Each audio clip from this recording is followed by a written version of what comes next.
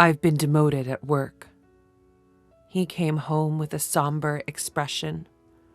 What? I almost spilled the tea I was drinking. His company's performance has been poor recently, and I knew there were major personnel changes due to restructuring, but I never imagined it would hit Scott directly. Still, I think it's important to support him in times like this, as his wife. Well, I guess we just had some bad luck. Times are tough, and I'm working too, so don't worry, I responded cheerfully.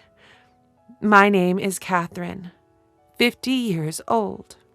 Currently, I'm working full-time in back office.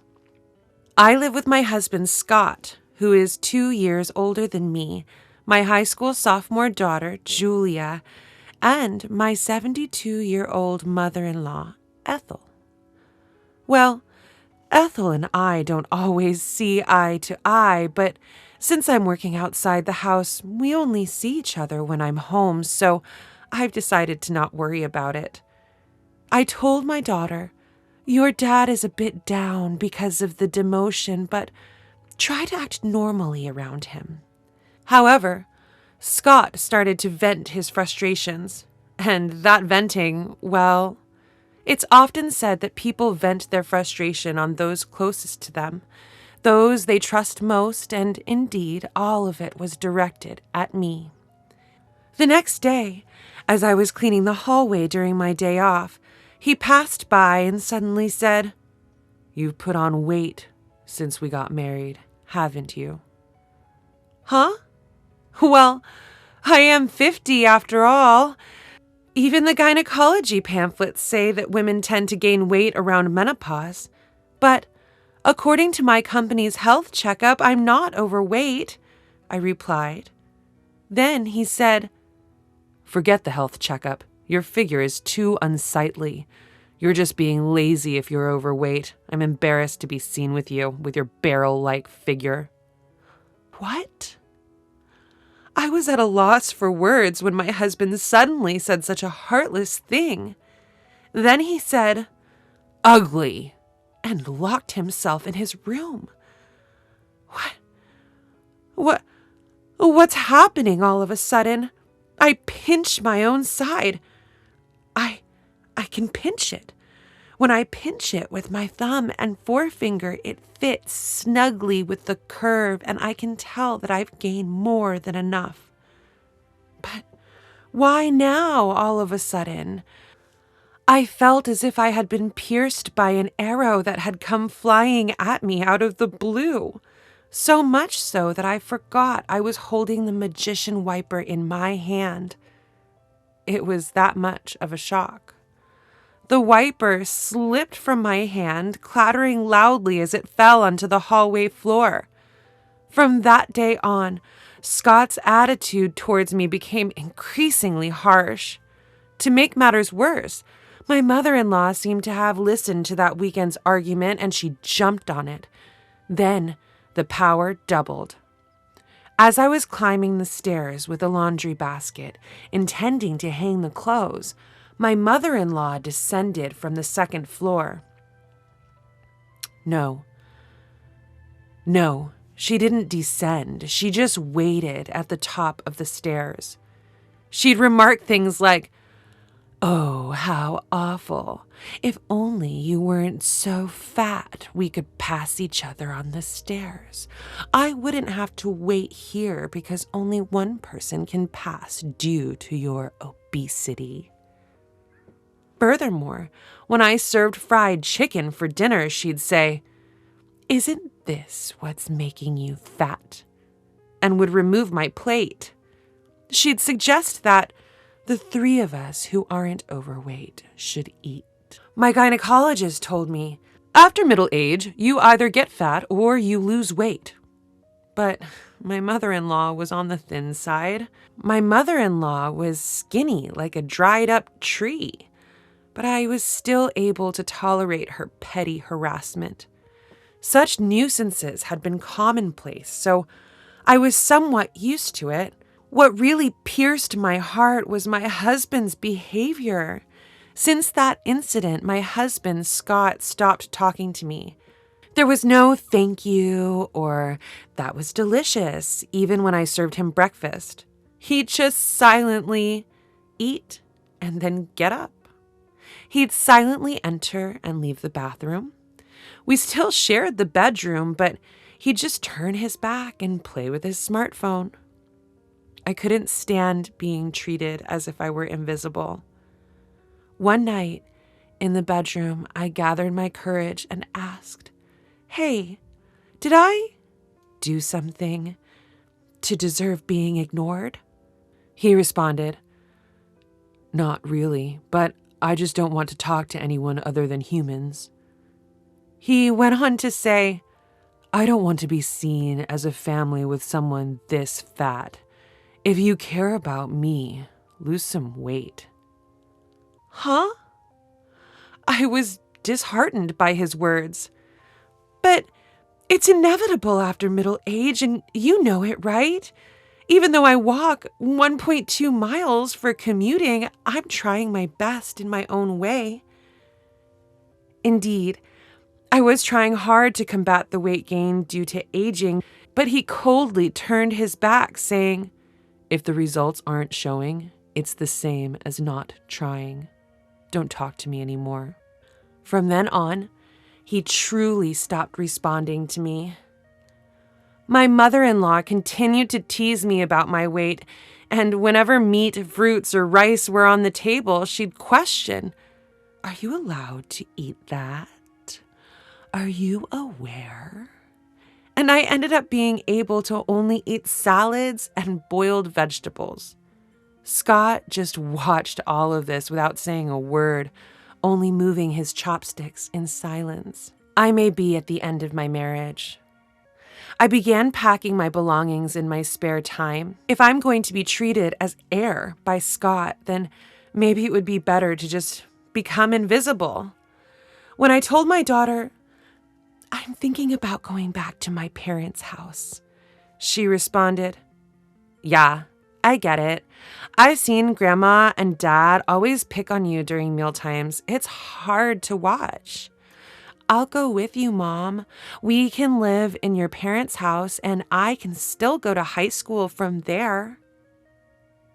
And now, tomorrow is the day when the demotion I've known about for a while kicks in, right after the winter break.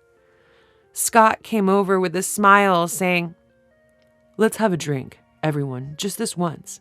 Starting tomorrow, the life without subordinates will begin for him. I wonder if he finds that unbearable. But by this time, I've lost the will to go along with it. Even his plastered-on smile is irritating. Scott says, "Let's have a nightcap during dinner. I'll make wine spritzers." This might be the first time he's spoken to me since the day after the announcement of his demotion. He adds, "Julia can have juice, and I'll make a wine spritzer for you too, Catherine." Then he places the prepared wine spritzers at 3 spots on the table. Strange. Why all of a sudden? When Scott turned his back for a moment to look for the TV remote, I sniffed the drink he had made. What? I smelled it faintly, but it was definitely that smell. I recognized the faint smell because I've used it in cooking before. How could he think to make me drink this? I won't stand for it anymore. My mother-in-law's harassment, being ignored by my husband? I'll pay them all back. The wine spritzer pushed me over the edge. "I'm sorry. Could you get the camembert cheese from the fridge, Scott? It's from a local dairy farm, and it's really delicious. I'm glad for the family time. Could you fetch it?" Thinking he should at least do that much when I expressed joy at family time, Scott headed towards the fridge. While he was away, and before my mother-in-law and daughter sat down, I switched my drink with the one on the seat to my right. The right seat, it was Ethel's seat. Scott returned with the cheese. "Well, now that we've got the snacks ready, I'll call Julia and mother-in-law. I said loud enough for them to hear. "Dinner's ready." The two of them made their way to the dining room and took their seats. Just a regular dinner. Except I didn't have any meatloaf or cornbread, salad, stew, chicken soup, and cheese, and wine spritzer. Julia was having juice. "Let's eat." Julia was the one who broke the silence. Scott and my mother-in-law remained silent. I sipped on the wine spritzer Scott had made. He was watching me closely. I smiled and said, "Yeah, it's good." "Huh." Scott murmured something under his breath, but I ignored him. I dug into the salad and then took another sip of the wine spritzer. Suddenly, a beam of red liquid shot out from my mother-in-law. It reminded me of Godzilla's fire breath. "Wait, what? Grandma, what happened?" My daughter stood up in surprise as some of the liquid splashed her salad. "Did you choke? Are you okay?"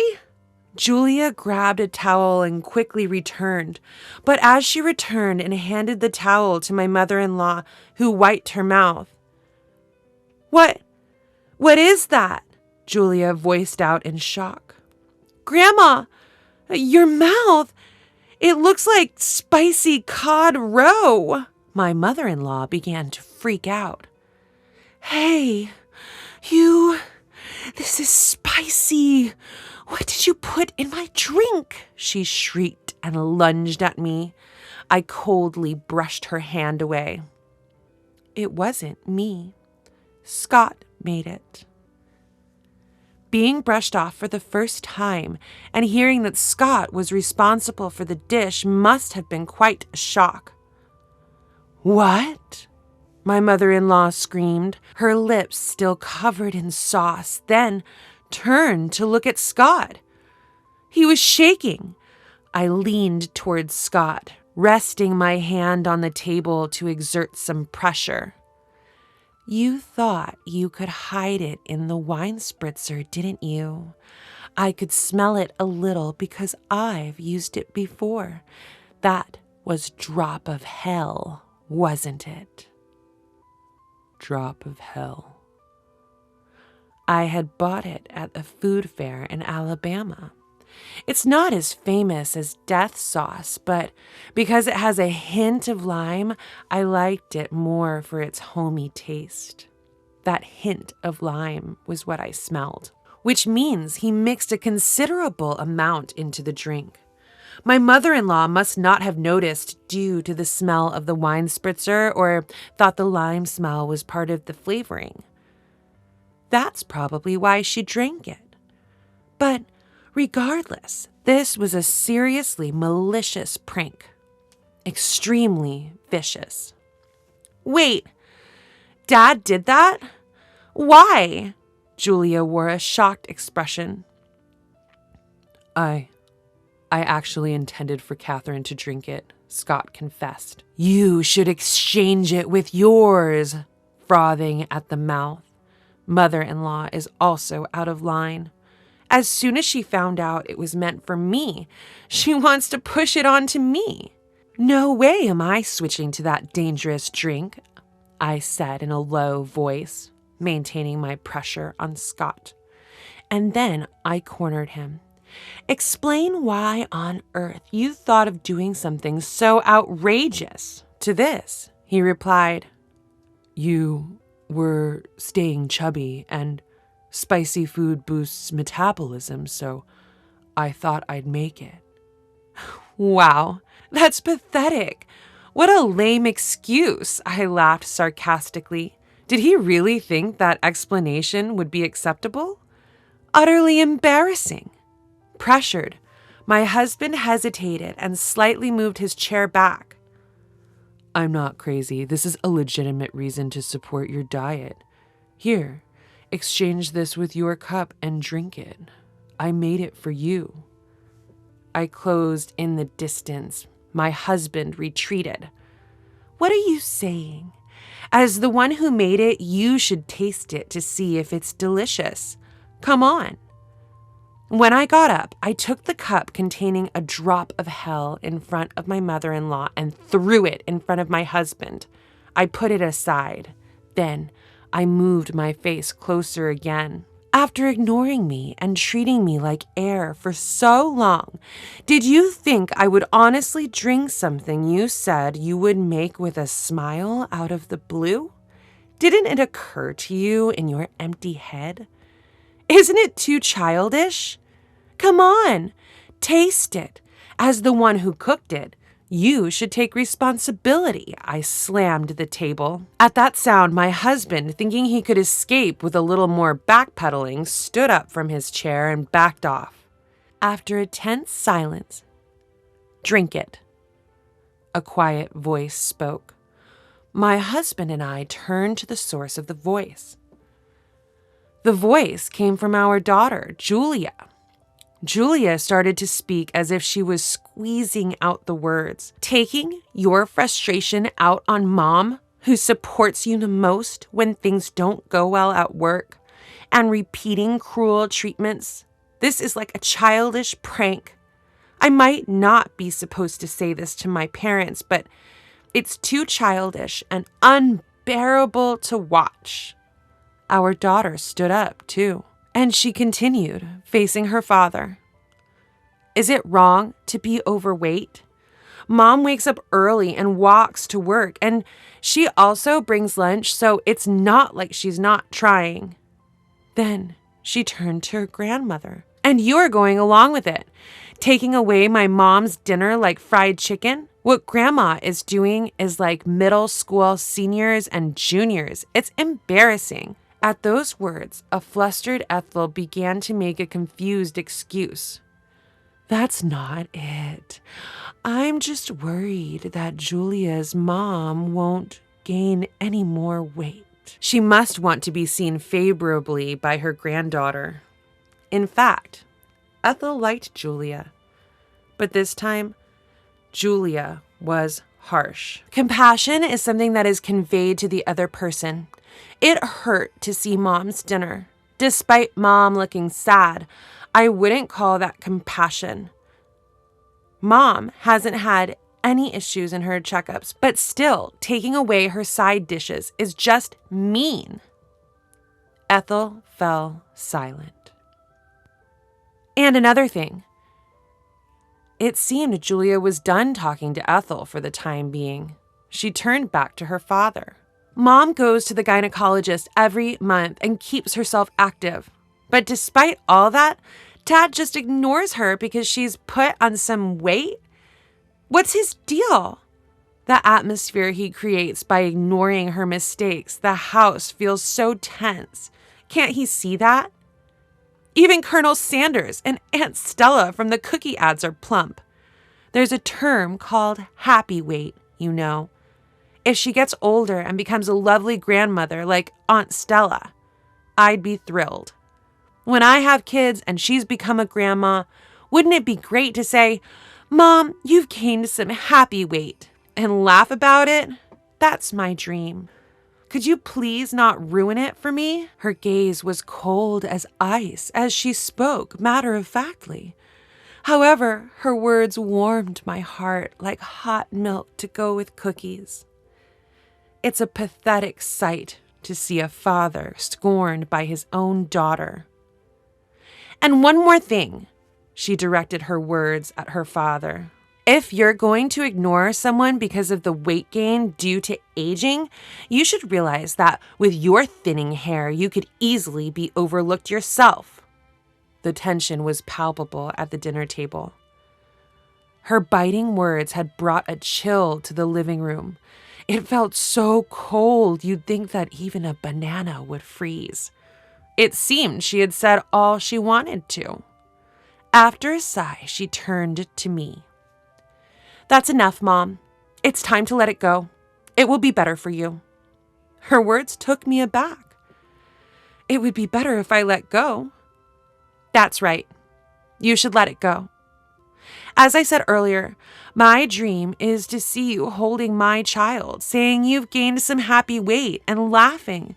For my sake, I want you to be happy because that's part of my dream. So please let it go. Be happy and fulfill my dream. Her words filled my heart. Every single thing she said made me so happy that I didn't care about being ignored by my husband, the fat shaming from my mother-in-law, or the drink issue. Warm tears streamed down my cheeks. Yes, you're right. My vision blurred up with tears. Hurry up, Mom. She patted my back and gave me a gentle push. Okay. I went to the kitchen and brought back a document I had been hiding for some time. What? My husband let out a startled exclamation. After about a month of being ignored, I started thinking, I have my bags packed. Let's each go our separate ways. I presented the divorce papers with only my name written on them. I just wanted you to lose some weight.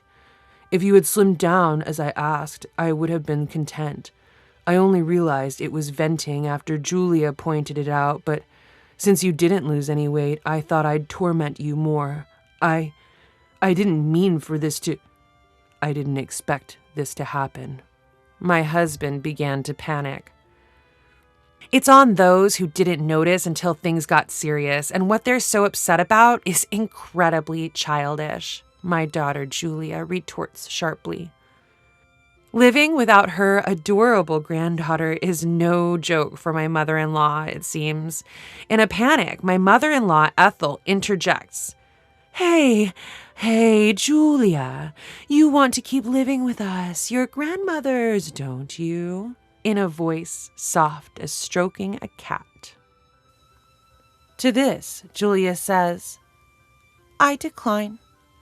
I don't want to breathe the same air as people who act like middle schoolers anymore. Shutting down Ethel's plea. Hold on. Okay, I got it. I'll taste it, as you say. I'll take responsibility as the one who cooked it. Scott picks up the glass placed before him and gulps it all down at once. Ugh. Scott, just like Ethel earlier, spews a stream of the red liquid from his mouth, resulting in a striking set of lobster-like lips. There, see?